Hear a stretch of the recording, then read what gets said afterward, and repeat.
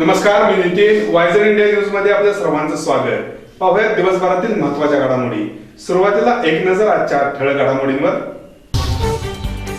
कराडच्या जनावरे बाजारात व्यापाऱ्यांचा जनावरे खरेदीवर अचानक बहिष्कार.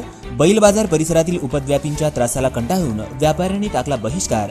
अचानकच्या बहिष्काराने शेतकऱ्यांचं झालं आर्थिक नुकसान. कराडच्या जलाराम सेवा मंडळाच्या वतीनं शवपेटीची उपलब्ध करण्यात आली सुविधा. रविवार दिनांक 11 रोजी शवपेटीचा होणार लोकार्पण सोहळा. कराडच्या शारदा क्लिनिक एरम मल्टी स्पेशालिटी हॉस्पिटलच्या वतीनं शारदा हेल्थ कार्डची उपलब्ध झाली सुविधा. हेल्थ कार्ड अंतर्गत रुग्णांना देण्यात येणार विविध सेवा. अन पत्रकार दिनानिमित्त माजी सहकार मंत्री विलास काका पाटील यांच्या वतीनं करण्यात आला पत्रकारांचा सन्मान. पत्रकारितेतील स्थित्यंतरे व लोकसमुदायाच्या पत्रकारांकडून अपेक्षा या विषयांवर विलास काकांनी केलं विचारमंथन. कराडच्या जनावरे बाजारातील खरेदीवर व्यापाऱ्यांनी अचानक बहिष्कार टाकला. बैल बाजार परिसरातील उपद्रवींच्या त्रासाला कंटाळून व्यापाऱ्यांनी हे पाऊल उचललं. अचानकच्या या प्रकारानं शेतकऱ्यांना मात्र आर्थिक भुर्दंड सोसावा लागलाय. कराड येथील साप्ताहिक जनावरे बाजारात गुरुवारी व्यापाऱ्यांनी जनावरे खरेदीवर अचानक बहिष्कार टाकला. शेतकऱ्यांच्या जनावरांना मागणी नसल्यानं बाजार ओस पडला होता.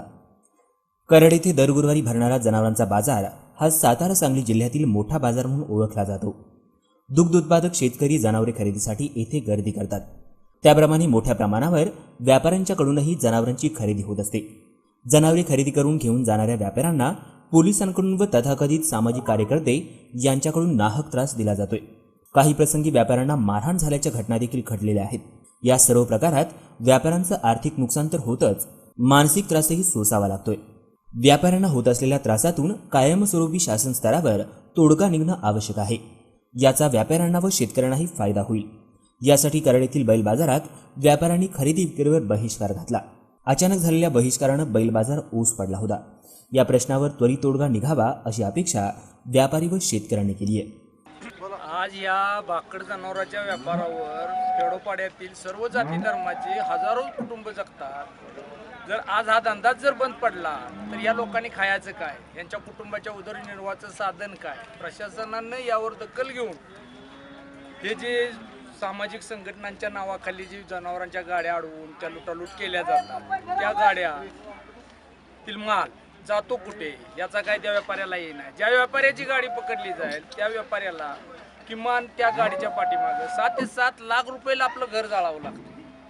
यासाठी प्रशासनाने यात लक्ष घालून ह्या जी हजारो कुटुंबाच्या उदरनिर्वाहाच्या साधनाचा जो मार्ग आहे हा मार्ग खुल्ला करून देण्यासाठी प्रयत्न करा.